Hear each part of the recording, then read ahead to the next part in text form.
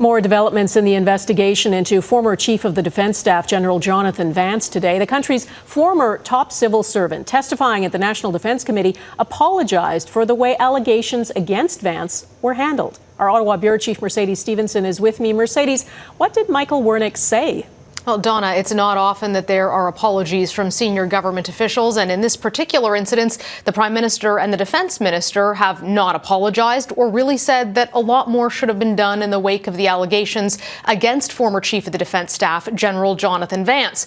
But today, Canada's former top bureaucrat, Michael Wernick, did do just that. He acknowledged that more could have been done for the victims and that misconduct in the forces might have been stopped earlier if more action was taken. Instead, politicians and bureaucrats, he said, became sidetracked with other issues, including a coming election.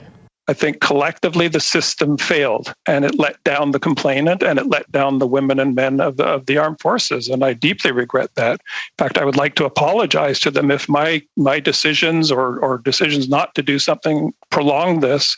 I'm sincerely apologize to the men and women of the forces for that.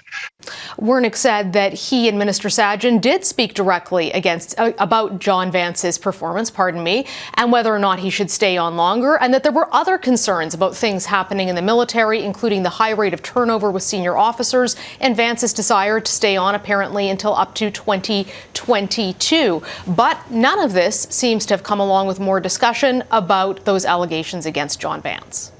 Mercedes, we also heard from the Defence Minister about whether further investigation by him would have amounted to political interference. Where does that issue stand?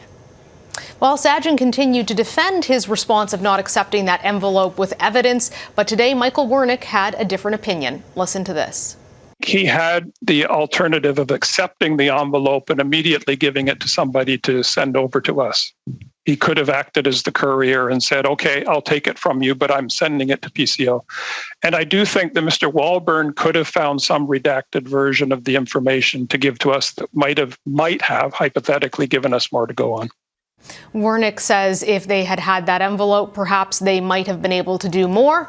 But in a forward look, Donna, he says the military culture must change. All right, Mercedes Stephenson in Ottawa, thank you.